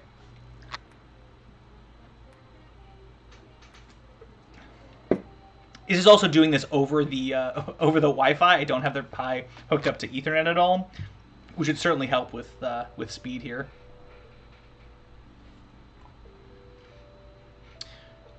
I should have tried this in advance, but I was worried I wouldn't be able to get it to cleanly uninstall to show you this example.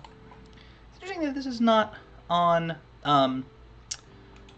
pip. So just while this is downloading in the background, I'll show you where this is downloading from. If you're curious, like, hey, where is the big list of libraries that it's trying to download from? And the answer is the PyPI project, the Python Package Index, a repository of software for the Python programming language. Chris suggests apt-get update and upgrade. That's for updating specific versions of programs. So I could update pip, but I couldn't necessarily force an update to pip's internal list of where it should be looking for libraries, which really should just be, I think it's just PyPy, and PyWheels, which is another site that has libraries on it. But many, if not most, if not all people who are publishing Python libraries for the use of others will list them with PyPI. You can see there's almost 260,000 projects on PyPI, and it is the place that pip goes out to see, does this project exist? So we could search these projects. We could say, hey, is there a YouTube library on PyPI? And there's a whole bunch. But the reason that I often start with Google is because, well, there's a whole bunch. There's 1,040 projects listed with YouTube, and it can be really hard to tell what's new, what's maintained, what's good. Even sorting by date last updated, which you can do up here, doesn't necessarily tell you what's going to be the library that does what I need it to do. Often a Google search is the better way to sort that data.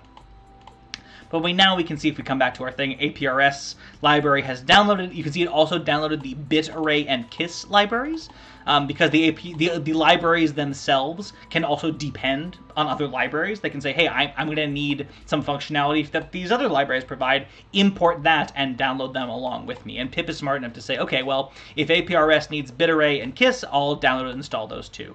Now if we go into Thonny and I say import APRS and hit run, well, it's not going to do anything. Oops. Hang on. If I restart Thonny, yes, so it can refresh its list of what programs exist and run it. No module APRS. Oh, this is the worst demo ever. What? No module APRS.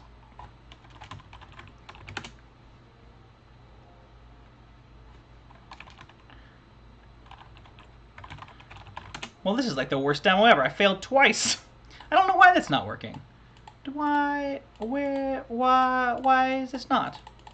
Why does this not do the thing? This is literally how I develop things. Import, let's see, from APRS. Let's try it this way. From APRS, import everything. Let's see if that's happy. No, still not happy. I don't know why that is. Can I import that KISS module that it came with? No. What the heck? APRS 770. I don't know why this is not working. That's a shame. What an awful demo. Here, let's try a package that I know I have worked with in the last week, which is Selenium. That's that web automation package. I won't get too far down this rabbit hole. I just feel a bit like a goob when these things don't work when I try and do them live, but I won't try too much longer. I won't make you sit and stare at me failing to be able to do a thing. But trust me, this is the way that you install Python packages on your in your system, you use this pip command. Yeah, Selenium not something is strange with Thani, I think. Okay, so let's see. So the Thani installer is clearly not just referencing my global Python packages. Interesting. Install from PyPy. Interesting. So if I I don't really like Thani's built-in package manager, but maybe it's necessary to. So I should come clear. So Thani is a great tool for developing software when you're starting out. It has all these great features. My typical Python development environment is on a PC in Sublime Text, and this is the workflow that I use. And I guess I didn't prove it out quite enough in Thani to do this demo the first time. But it looks like if you go to Tools and Manage Packages and search here for, say, the APRS package, which is that ham radio package I was talking about earlier, and hit install. And we'll see what happens. Interesting, it's collecting it again. So just to, while this is happening, while this is taking some time again, just to theorize why that might be, and I don't know why it downloaded on the system and then Thani. We'll try this theory in a second here, but so in Python, and in many programming languages, you have the concept of what's called a virtual environment. So more or less, when you are running Python code on your system, you're doing it in the context of the whole system. Any Python library that's properly installed in your system is fair game. We're going to run with the most recent version of Python, the most recent version of these libraries, and typically for development that's what you want. But there might be situations where you want to run with, say, an older or a very specific version of a library, or an older or a very specific version of Python. We're currently on Python version 3.8.5. I think Thani is running in 3.7. And this might be because, if you're going to release a program to the wild, to the public, you want to make sure that it works. And locking your program down to say, hey, this program worked with Python 3.5 and satellite controller library version 1.6, and that's what you should use. And so the virtual environment, and being hand wavy about it, is a way of sort of defining a little shell around yourself within your computer and installing these modules specifically into that little shell so that they stay constant and preserved in the version that you want. And you could have a different one of these little virtual environments for every project if you wanted to. You could say, okay, this project runs on Python 3.8 and the most modern libraries. This one runs on Python 2.7 because that's the last time that this code worked, and so on. So my guess is that Thani is maintaining its own virtual environment. And so when I installed the APRS library globally to my system, Thani said, well, I don't care about what's on your system. I care about what's in my virtual environment. That's just a theory, but it seems plausible. So now, having installed the APRS package from Thani's package manager, see, no error this time. Interesting. So let's prove my theory here. Well, not prove. Let's try out this theory. If I import Selenium, which I also downloaded in the shell over there, some Selenium import that still throws an error. But something we haven't really talked about, and now we're just off on a tangent, and I'll swear I'm going to have you wrapped up by the turn of the hour, which for me in the Midwest is 9 o'clock, but to show you a couple other interesting things. The same way that you can run Python commands in the shell inside Thani, you can actually run a Python shell in your terminal, just by typing the word Python. Right? And now we'll see, it says I'm running Python 2.7.16. Curious. Let's see, let's exit that. Can I do Python 3? Yeah, there we go. Interesting. So the default version of Python was Python 2.7. And like I say, Python 2 and Python 3 are very different programs. Running the Python 3 program now gives me a Python shell right here in the terminal. Right? And I can do all the same things in this shell that I can do in Thani. I can say, x equals 5. Print x. And it prints 5, and so on. So this is that same kind of interactive mode that we were doing inside Thani, but now we're sort of doing it directly on our system. So here's what I'm wondering, right? I installed Selenium in my shell here, like just a few lines ago, right? Pip install Selenium, right? I did not install it in Thani. Importing Selenium in Thani gives me an error. Let me see if I can import it here. Okay. No module found called Selenium. Let's try one more thing. So, in this specific situation, and again, this is all, like I say, all, come on, stream controller. This is all a tangent, because it seems like the thing to do in Thani is to come to the tools menu and use its built-in package manager. It's trying to protect us from something, and that's great, and it's fine. And actually, this user interface is not, no, not, wait, don't go. Jesus. The built-in package manager here seems actually pretty nice. So you can install packages there if you know the name of them. I'm going to see just here, so I used pip to install Selenium earlier. I wonder if I should have used pip 3, which is the version of pip specifically for Python 3. And I think that just because the default version of Python seems to be Python 2. I'm going to pip 3 install Selenium. And we'll see if it tries to install it again. Collecting Selenium. Yeah, it sure is there, huh? Oh, already installed. Yes, good. Okay, so now I'm going to run Python 3 import Selenium. And it's possible, yep, imported just fine. Unfortunately, I can't really demo Selenium because it requires a few more files to work, but that sort of proves my theory. So what Thani is doing is it's operating in something like a virtual environment, so that when you install versions of packages there, they they are consistent within Thani, if not necessarily consistent system-wide. That's actually really good to know. I actually didn't know that. So we've learned something together today, which is sort of exciting. As I promised earlier, let's see if there's anything else. We talked about the standard library. We talked about using other packages. So this whole slide on like finding and using other packages turns out to be a little bit wrong. You want to find your packages on PyPy and then install them using that built-in package manager inside Thani. So tools, manage packages, and actually, so it gives you not only a list of the packages that are already installed, which is kind of useful, right? So there's an Asteroid library, which is kind of interesting. Flask is in here. That's a built-in web server. McCabe, I don't know what that is. Keyring for managing your passwords safely. All kinds of interesting stuff. So that'd be worth kicking around in there too if you're interested in like what kinds of interesting libraries are out there for Python. Let's see, is there anything else? No, I think that's all I meant to talk about. The links are in the slides to both the standard library and built-in function pages, and then all the packages that we looked at tonight, especially the gpiozero library, if you want to dig into a little bit more and see like things like how you interact with like a buzzer or a speaker or something like that. Yeah, interesting. Well, see, this is great. We learned some things about like I/O and interactivity with LEDs, how we sort of basically integrate buttons with our programs. We had a little taste of like using LEDs as indicators for functions on our computer and how we could use buttons in our programs to indicate certain behavior. And I learned a little something about how package management inside our Thani IDE works. It's not going through the shell like I'm so used to. It's got its own built-in package manager that it's actually relying on. So that's kind of cool. Yeah, that is all my topics for tonight. Throw questions in the chat if you want them, because like I said, we still have 10 minutes before my, the hard out at the turn of the hour. Oh, check your email after the stream? Nate, I definitely will. Maybe your junk or spam folder. Oh, for sure. I will gladly. Thank you, Nate. I'm excited to see what mischief you sent. Yeah, like I say, feel free to ask questions at this point as I do a little bit of closing business.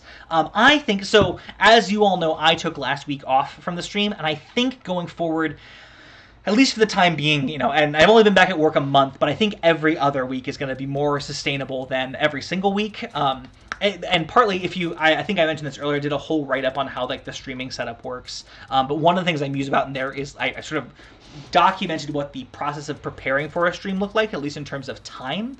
And it basically involved like, if I was going to be doing a stream for next week, I would have to have basically started working on it 2 days ago already. And that was like actually kind of a perfect thing to do in the midst of, shelter in place here in Illinois, because what else am I going to do other than like walk the dog and wash my hands? But now that I'm back at work at a full-time 40-hour-a-week job, it's just a little bit more than I can do and still feel like I'm preparing enough to like communicate clearly. So I think for the time, so that at least the next stream will be 2 weeks from now, which I suppose is September the 13th, 14th? My Raspberry Pi will tell me.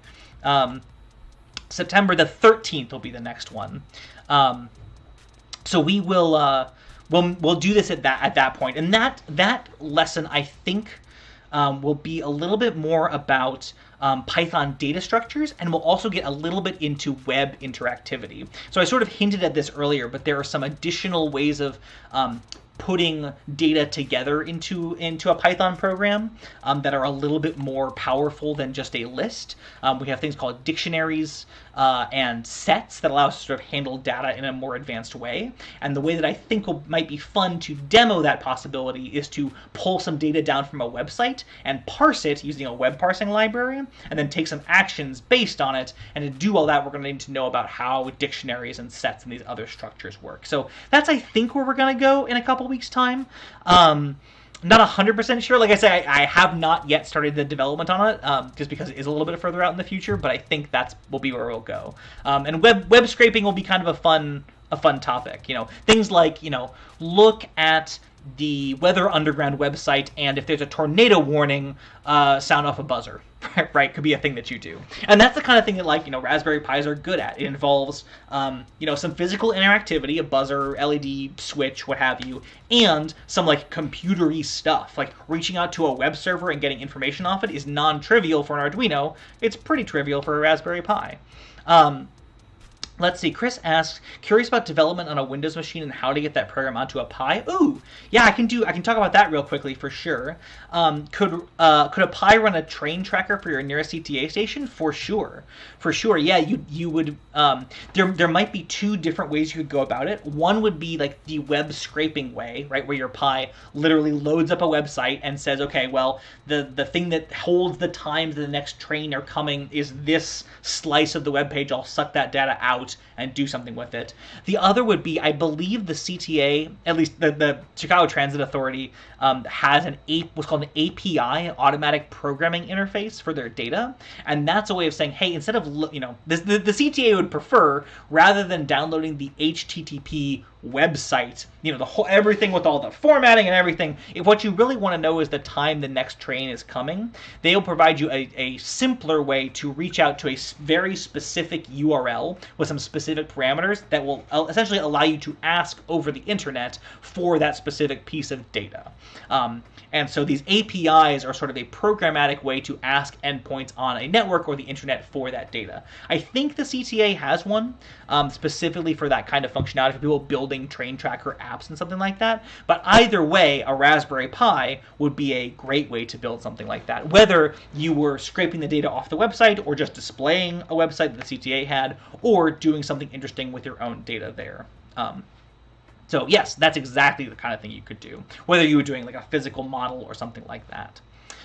Chris, to your question about moving code back and forth from coding on Windows and moving it to a Pi and so on, let me see if I can just do this real quick, just to show you what my Windows development environment looks like. So I program, let me get this out of the way here. I do a lot of my Python coding in Sublime Text, because I think it's a really nice, clean text editor, essentially. Here, let me pull up, let's see, relay test? Yeah, I'm trying to think if this is the code I was writing some code earlier to control. Here, I'll show you. My current project in Python, because all these things bleed together in my life in such a way, is controlling one of these little cheapy, eBay relay boards that plugs in via a USB cable, controlling that via Python to control a little status light to indicate some things, like turns green when things are going well, turns yellow when things are not going well, and so on like that. So I've been writing some code in Python to make that happen, and I've been doing it in Sublime Text, which is just some nice formatting and things, and now this should start to look familiar. I mean, even if the exact fundamentals of the code, are going to be a little opaque because it's not terribly clean code yet. I'm importing some libraries, I'm importing some of my own modules that I've written, and then I'm running some code. I mean, literally, close all relays, sleep for 1 second. Open all relays, sleep for 1 second. This should all look very familiar now. It's kind of a perfect, companion to the things that we learned about this week. So, and what's nice about working in Sublime Text, it's not a full IDE, but it does have a build system built in, which means that you can hit a button and have it run your code. You can't run it in interactive mode, you don't get a shell, but you can at least build and run your code. Looks like I've built it wrong, but you get the idea. Here, in fact, let's open up a better utility here. Let's see. My orbit program still work? I don't remember what the main method in this is. Yeah, I think it's this. Oops. Oh, I don't have PyGame on the computer. It's a whole mess. But you can still, one of the nice things that Sublime Text does, it gives you some really nice formatting. When you have an error, it shows you where it errored out in a really clear way. So Sublime is like my default Python editor, and you can build within it right here. For getting stuff from Windows onto the Pi or vice versa, I recommend using Git and GitHub. Git is a revision control program that you basically, upload the first draft of your code to, and then as you make sequential changes, you commit those changes incrementally to your Git repository. Basically say, okay, I've written my code, and here's some changes, and here's some changes, and here's some changes. And the nice thing is it stores all of those changes in a very compact way, so you can always roll your code back to an earlier version of your code, or see what an earlier version did. It's got other functionality too, but that's kind of like the single user version. GitHub is a service, I think now owned by Microsoft, that allows you to take this local idea of revision control, of keeping track of the changes to your code, and push that data to the cloud. Push it to the web, push the github.com into your account, from where you can sync it to anywhere else. So just to show you real quick before I get y'all on the road, I will go to github.com. Oops, bring it over here. Get rid of that. So this is my GitHub homepage. If we go to github.com/Jeffersglass, which is my thing, you can see I have a repo here for the Electronics Bash 22 PyGpio thing. So this is all the code that I wrote for this week's example: bar graph dimming, GPIO, and so on. So this is code that it depends where I was. I wrote some of it on my PC, I wrote some of it on the Pi, and then pushed to GitHub. And then I can use another git command, another GitHub command, to basically clone this code back down to either computer, basically to keep everything in sync. So you could use Dropbox, you could use Box, you could use any of these services, but Git is really a service that's meant to be used with code, and you get this added advantage of revision control, which is super useful, and it's a great tool if you're like learning to code with others or working on code with others.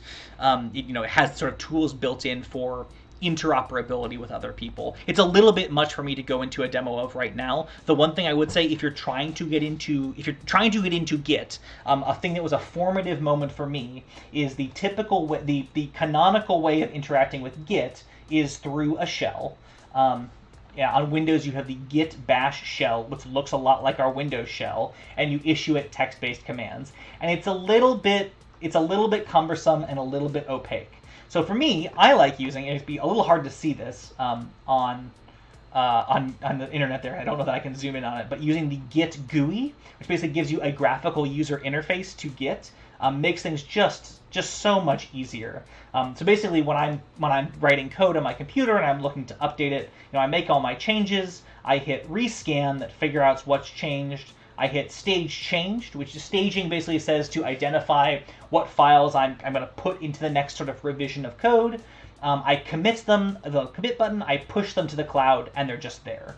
So if you're working on this on Windows, on multiple machines, Git GUI, I think, is a lot more approachable than like raw Git commands, but that's just me.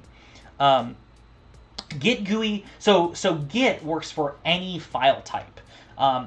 You lose a little bit of the capabilities to compare versions of code if you're not in some kind of ASCII-based code file. But just to give you an example, let me see if I can go to is there a way to see featured repos on GitHub? Issues Explore. Git and GitHub work with Python code. They work with C code. They work with Arduino code. On my GitHub profile, I have some code. I have some Arduino code. It shows up as C++ code, right? Because that's essentially what Arduino code is. But this is if you remember back to the Arduino classes, we looked at my little signal generator that was sitting with the LCD screen on my desk here. I put that code on GitHub, and I guess over the past 5 years, 5 people have liked it. So that's kind of nice. And 4 people. Oh, this is It's 9:02. We're gonna get out of here in 1 sec, but I'm excited now, and I'm a nerd, so you can deal with it. One of the other cool things you can do on that GitHub specifically encourages is doing what's calling forking a project, which is to say, taking somebody else's code, making a whole copy of it, and working on it on your own. So you can see, like, I wrote this code 5 years ago, and now Dushino and Kevin L8890 and Roniapp and Erfwerlitz have forked it, made it their own, and Kevin L actually renamed it. And we can see maybe he just wanted a copy that he could modify without worrying about messing up my copy. Maybe they made some changes. And part of the idea is that if you were, doing open source development, have you ever heard of like open source developers? This is what you would do. You would find a project that you want to contribute to, you fork their code, you pull a copy of it, you make some changes, and then you send them what's called a pull request. It says it's a request to pull your code back into theirs. It says, hey, I added this functionality, or I fixed these bugs. Please pull my code back into yours and make the world a better place. So yeah, Git and GitHub, a super cool and versatile system. I really only use it in the smallest way, which is to sync my code with myself on multiple machines. But worth looking at. Maybe we'll do a night on it at some point, but that's a little far down the field. In any case, it's now a healthy 90 minutes into our evening. I think that's where we'll wrap it up for now. Thank you all again for being here on this Sunday night. It was a pleasure to be back. I missed y'all last week. It is a little bit of a lonely Sunday night not to have these classes, but I think this is the right schedule for getting these classes out. Closing business, as always, you can find these slides on jeff.glass/electronicsbash. If you have questions, comments, issues, concerns, leave them as a comment on this video or find me on Twitter @JeffersGlass. I'm always happy to help. And if you have things that you built and you want me to see, I would love to look at them because that's super cool. We'll be back on September the 13th at 7 p.m. CDT right here on the YouTube. Code will be up on the website sometime before that. Y'all are great. Stay safe out there. Wash your hands. Be good to each other. Take strength out of this and go out and do better things in the world. I've been Jeff Glass. Have a lovely Sunday night, y'all. Bye.